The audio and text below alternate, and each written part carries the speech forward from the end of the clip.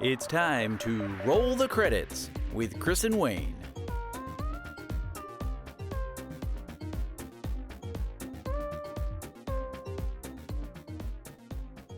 Good evening and welcome once again to Roll the Credits with Chris and Wayne. I'm Wayne Pyle. And I'm Chris Ty. And Roll the Credits is the official video podcast of the Hunter Mountain Film Festival, which is running for 3 days this year from October 23rd through the 25th. And we're completely online. Make sure you check out all the other great content we have available at huntermountainfilmfestival.com. Hey, Wayne, do you watch HBO? Oh, yeah, I sure do. I actually have HBO Max. And I love a lot of the content that HBO has been putting out. Of course, I'm a fan of Succession and Katie Keene, Right. two shows that I'm on as an actor, on HBO. Those are a lot of fun. But what I'm really into right now is actually this new show called Raised by Wolves. It's this cool sci-fi it's really kind of awesome. But on an even deeper level, it's about the horrific anxiety of parenting. You can relate to that. Yeah, exactly. Well, I'm a big fan of Game of Thrones. I mean, maybe just a little bit of a Thrones nerd, but you know what? I've never seen it actually. I'm going to try to catch up. Oh, you're going to have to catch up. Yeah. I mean, the thing is like, okay, I don't speak Dothraki or anything, but like I have my little ritual. My wife actually turned me onto it. She watched the whole series. Then she watched it again with me because she said you have to watch it. But I mean, I got to the point where I had to watch the HBO logo come up with the static in the background, that little click and static. Classic. Then had to go through the Song of Fire and Ice before the show came on. Cannot do the skip, the intro, because it's part of the whole experience. Yeah, it's all part of it. It's all part of it, right? Gets you ready. Well, anyway, so speaking of that, we have our special guest tonight, Wayne, who happens to work for HBO and worked on Game of Thrones. Wow. That's right, Chris. Thanks for that great transition. Tonight's special guest is Justin Ferrato, a writer, director, editor, and filmmaker whose broad creative experience extends from his film study days at Brock University to his screenwriting certificate at NYU, to his many director's assistant digital media positions, to that very coveted position, Chris, that you were talking about at HBO working on promos for the hit series Game of Thrones. His short films, Tiffany and Kill the Witness, with a sharp focus on character expression and emotional storytelling, have been doing well at the festival circuit. Currently, Justin is a writer-producer at HBO Creative Marketing Services. He writes and produces and edits trailers, promos, and behind-the-scenes content for HBO's tentpole programming, as well as working for clients like NBC Universal, Atomicus Films, MIT Media Lab, Focus Features, Sony Pictures Classics, and Independent Filmmaker Project. Justin, thank you so much for joining us tonight. Welcome to the show. Thank you. Wow, that was quite something. I would love to get that. Did we miss anything? Did we miss anything? No, I think that was great. That was a little nostalgic. I'd love to get that bio. I'm sure. Hey, I was taking a look at your website and I saw that you were a director's assistant to Terrence Nance, which was really some really cool stuff that Terrence is creating out there. Some experimental projects, feature film The Lobbyist, I believe, MIT documentary Wildflower. It seems like you had a lot to do in that position. Tell us a little bit about that experience and what that was like. Well, especially with the film industry, it's tough to get a leg up into to anything with the job, and I had that opportunity that came around to me, and I was actually a little bit older than what I considered to be, a director's assistant age. I think I was like little mid-20s or so, but I took the opportunity because first of all, I wanted to get a chance to work with Terrence Nance. I mean, he's brilliant. He's the way that he deals with race, especially, is at the time and now is just shocking, and it's very exciting to see. But I also wanted to get an opportunity to figure out how I could work and live as a director, as an artist in New York City. So that position was interesting because I think it was supposed to be about 25 hours a week, but it turned out to be like 85 hours. I'm sure. Oh, man. And then luckily he was cool. He didn't want to think of me as a director's assistant, so he decided to call me his chief of staff. Nice. Instead, which was cool. So yeah, I did a little bit of everything. and I got to learn, especially that sort of indie renegade kind of approach to filmmaking, which is where Terrence comes from. You know, learning to do things on the cheap, or learning how to teach yourself how to do those skills that you might need to, you know, make whatever you're coming up with. But the one thing that he taught me, which I think I've applied ever since, was like, start with the idea, like lead with the idea, you know, like whatever that idea is, figure out what skill set you need to accomplish that idea, not the opposite. So like not, you know, looking at like, okay, I can edit. Let me figure out if I can edit a short film. It's sort of the opposite. It's like, think about the big idea, blue sky idea, and figure out from there how you can get to it. I love that. I love that. That's really great. Is that how you actually became a filmmaker with the short films that you have? Okay, so especially in New York, and again, the film industry is just so tough and so competitive that it really takes, they have a line in Hollywood, and it applies in the film industry anywhere really, is that it takes 10 years to be an overnight success. So that means that you literally have to be hustling and working up for 10 years really before anything really pops. So I was kind of aware of this back then, but I knew that I also wanted to work and, you know, afford to live and everything like that. So I sort of had dual careers. I had on the one side my film industry career, which was being an assistant for Terrence Mann. I was an associate programmer at the Independent Filmmakers Project. I worked as a freelance editor for a little while, you know, programmer, that sort of thing, which gave me a sense of how the industry worked, the mechanisms that worked, why things were the way they were, why they decided to make films or certain films, how they marketed those films. It was really a 360-degree kind of like education I was trying to give myself, at the same time as, you know, writing my shorts, working on the little stuff, you know, and pushing that stuff through. So when I was working with Terrence Mann was when I worked on that film, Kill the Witness, which was an experimental film. When I was at IFP, I did a film called This Mess We're In. And Tiffany came a little bit after when I was freelance editing. But it was sort of like, it's like an intertwined thing where you're kind of doing a little bit of both. You're doing one for them, one for me. That's sort of the approach. Got it. Yeah. And actually, you know, I'm very interested in the promotional work you're doing for HBO Creative Marketing Services. So what's the typical day look like there? It sounds like you're kind of a jack of all trades in that position. You know, yeah, it's a cool job. I mean, it really is. Like, as a creative guy, it's really cool just to be able to go to work and just constantly just only be worrying about creative, not having to worry about the logistics or the finances and everything, because it's all set up for you. But ultimately, yeah, I mean, I'm a writer producer. As an editor, like by trade, I think the reason why they like me is because I'm able to kind of do what people maybe 15 years ago, that was like 3 jobs, whereas now it's only 1 job, which I don't know if that's a good thing or not, but Right. you know, Yeah. like 15 years ago in the old school world, it was like you would have a producer, you would have a writer, and you would have an editor, and the producer and the writer would write the trailer and then pass over a paper cut over to your editor, and then the editor would edit it. But now it's sort of the reverse. I do everything. I'm the editor, I'm the writer, you know, I make the music, I edit the music, I edit the sound effects. And then I also manage deliverables, you know, make sure that it gets out to its proper broadcast medium channels. So based on that, I mean, yeah, it's kind of like a weird, unique skill set, I guess, because it eliminates a lot of buffer zones. And like I was saying before, it allows me to just kind of like really focus on creative, because going back to what I was doing with Terrence, it's just like, now it's just like, if I have an idea, I figure it out. I know how to do it. I know how to execute on it. I don't have to ask for anybody's permission. That's Right. actually another little motto, actually. I don't know if this is a good one to promote, but I have gone on this and it's worked for me. It's better to ask for forgiveness than it is for permission. I love that one. But I always tell my son, just wait for a little while before you use that one. So you're out of the house. Yeah, that's right. We were just talking about it yesterday, actually.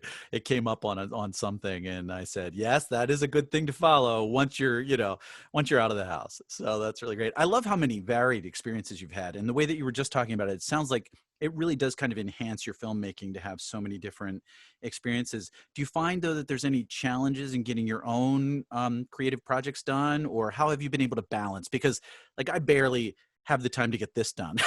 You know, Yeah. so I'm always amazed when somebody is like, I'm working on this project and I got this project and I'm doing this next thing. Could you talk a little bit about that with us? Yeah, absolutely. I think you have to sort of unwire your approach to doing projects for a long time. And I think everybody is like this, is like you prioritize your work before you prioritize your passion projects. Hmm. And for whatever reason, your passion projects end up just kind of going by the wayside. You know, Right. it's a Saturday and it's a beautiful day out. It's like, ah, my work's done. I'm just gonna, I'm gonna chill today rather than, do my, write my screenplay or Right. work on my project. Um, but you really have to sort of like unwire that and think like, okay, the most important thing for me is I need to write my script and get that done. That's number one. And everything else needs to support that. So you really have to sort of really deconstruct your schedule and your life in a way that can allow you to prioritize your free work, so to speak, which is really your creative work. And the time that goes along with that, and also figure out how to financially be able to afford to live that way.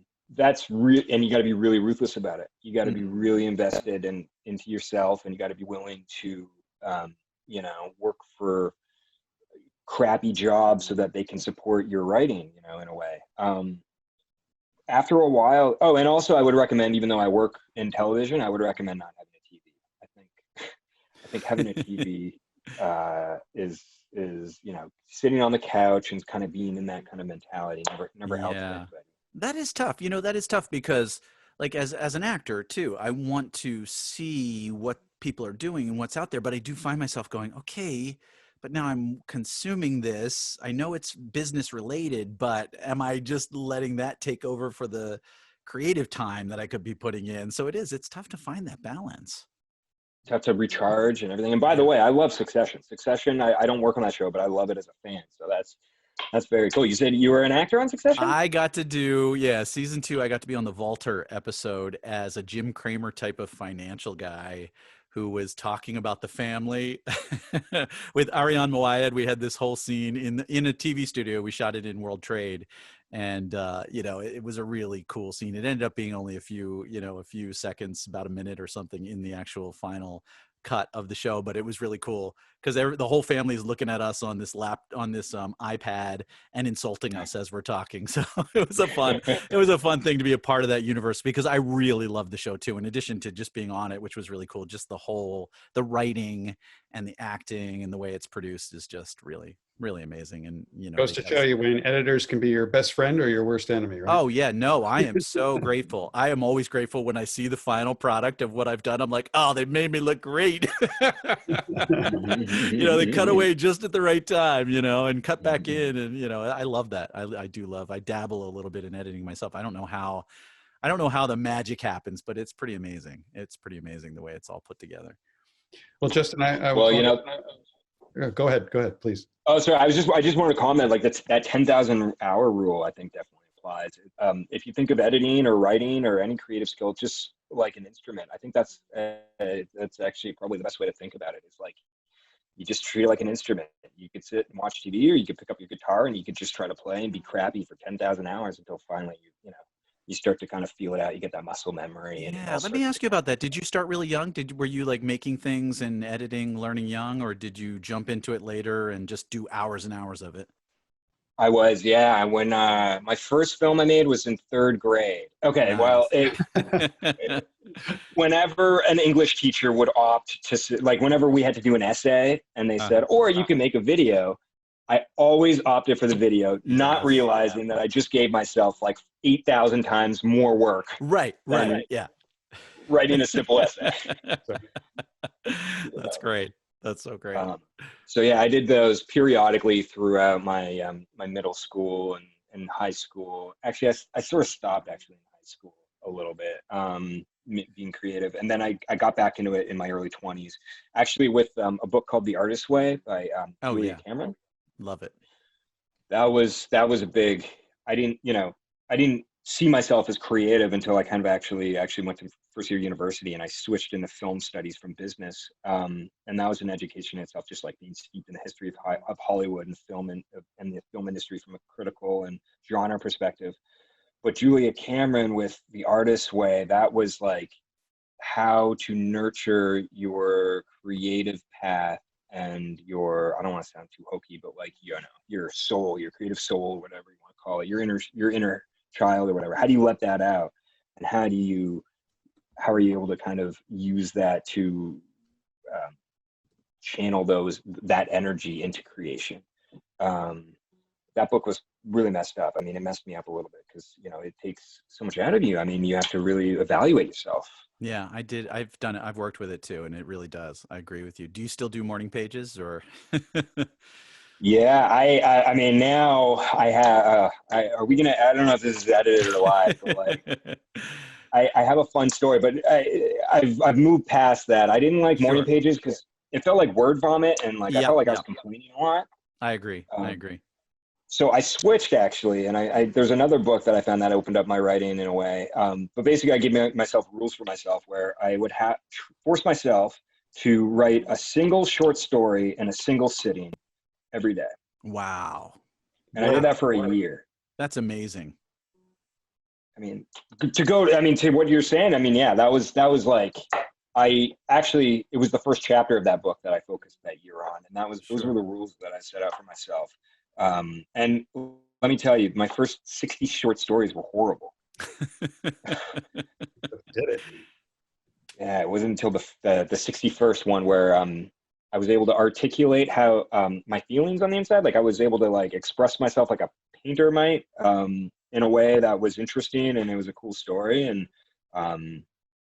it was poetic and it was lyrical and it was visual, but it was very much coming from a point of my own emotions inside. And when I kind of figured out those wires, you know, that kind of exploded, and that's blown things up. Like, I think that's what everybody tries to figure out is how to take the energy that you have on the inside and channel that on the outside. Yeah.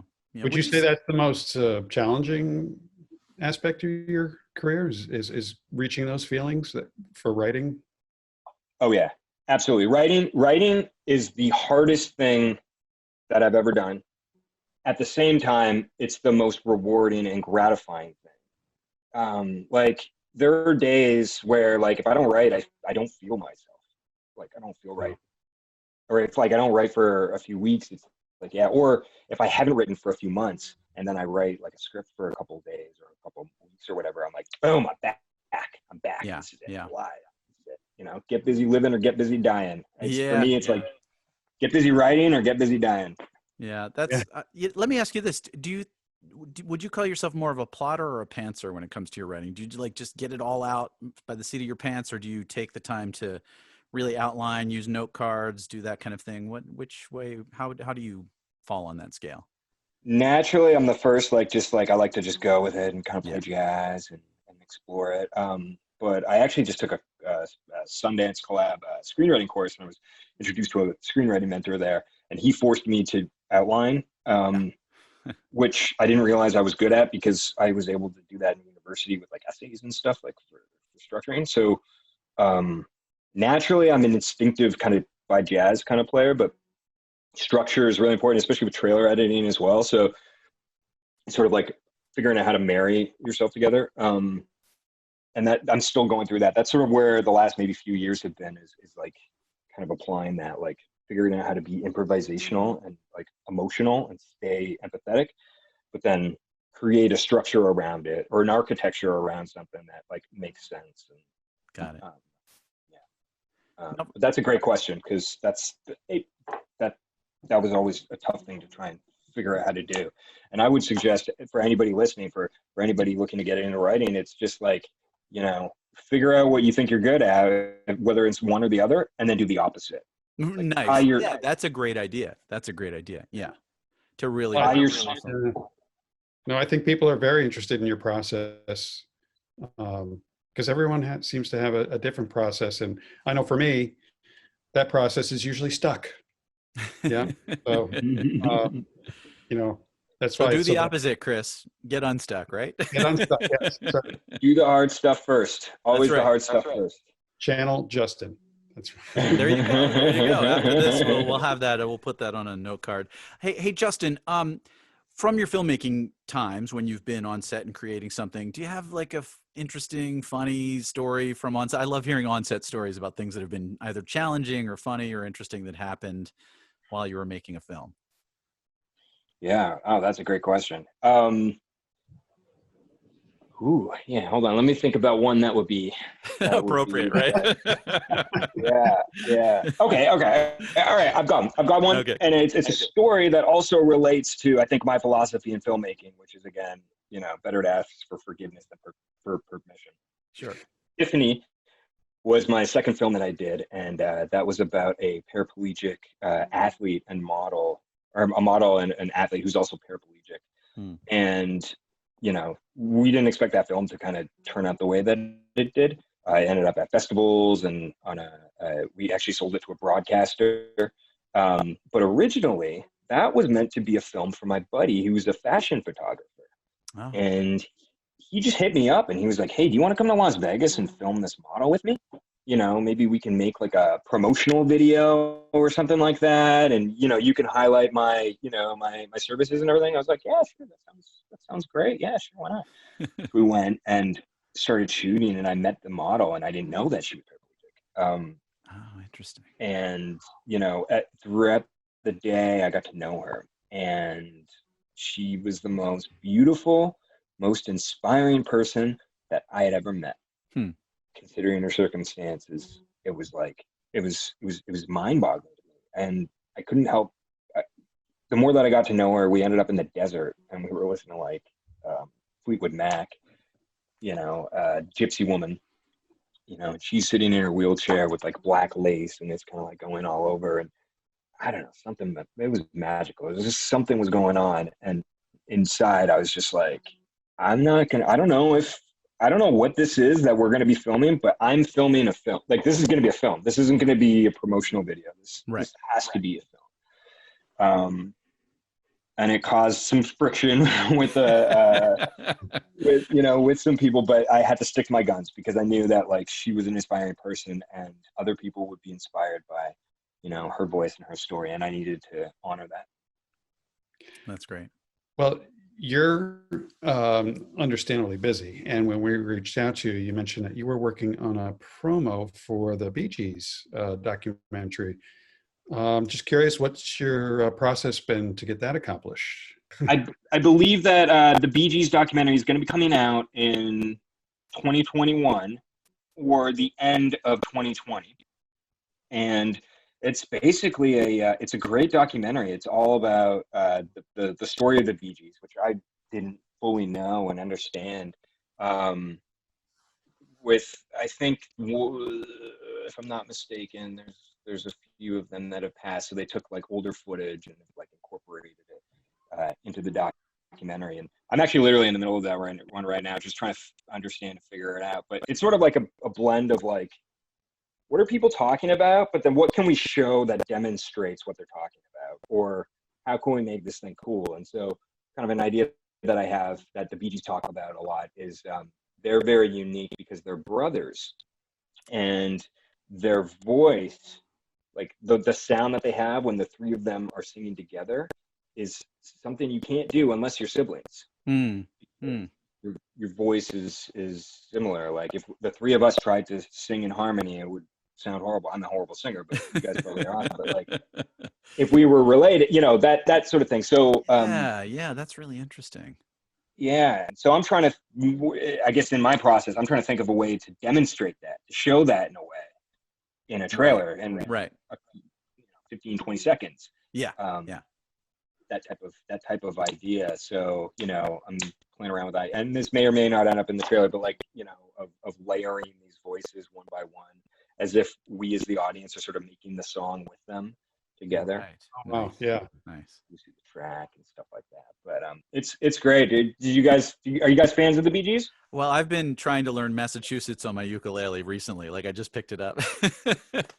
I mean, so, I am actually. I grew up, my early teen years, they were pounded into my head, on the radio. So I had no choice but to be a fan, But of course, yeah, I like the Bee Gees. And as an aside, a 6 Degrees of Separation kind of thing. Their songs were in Saturday Night Fever, right? Mm-hmm. And one of our guests on our show was Karen Lynn Gorney, who was in Saturday Night Fever with John Travolta. So it's come full circle, Wayne. There we go. All the connections right. we're making on Roll the Credits with Chris and Wayne. Hey, That's Justin, right. before we go tonight, is there anything else you want to share with us? We were talking a little bit before we got on the call, something that you wanted to share with the viewers tonight. Yeah, well, first of all, I wanted to thank you for having me. This is great. I love this in any way I love the Hunter Mountain Film Festival, and I wish I was there physically, hopefully next year. Yeah. I have a new project actually that I'm working on, and I'm probably going to be shooting it. Actually, it's set in the Hudson Valley, upstate New York, and it's a script about a migrant teenager who's been held in a detention center. Wow. Yeah. And it's about him escaping a detention center, trying to survive the American kind of wilderness and landscape, what that looks like, especially in 2020. Yeah. And so, I wrote the script for it. It's about 15 pages back in the spring, and I've submitted to a handful of screenwriting competitions. And I've been floored. I was not expecting it, but it's gotten a lot of recognition, and it's a semi-finalist at 3 screenwriting competitions. Great. That's great to hear. Congratulations. Yeah. That's Congrats. awesome. Thank you. Thank you. So hopefully shooting that in the spring of 2021 in upstate New York. Great. Awesome. Now I noticed on your website that you can be reached everywhere on social media if people want to find you. But I think your website is justinferrato.com, and we'll put that just below us here so that people can look you up if they need to find you. So before we go, we also wanted to remind everybody that there's a lot more great content out there at huntermountainfilmfestival.com, and the festival is running this year all online from October 23rd to 25th. Justin, thank you so much for taking time out of your busy schedule to meet with us tonight. It was a real pleasure. So thanks again. Yeah, we really appreciate it. So Chris, why don't you take us out? Well, thanks for joining us, everyone. It looks like it's time to roll the credits. Okay, thanks so much. Take care. Bye-bye.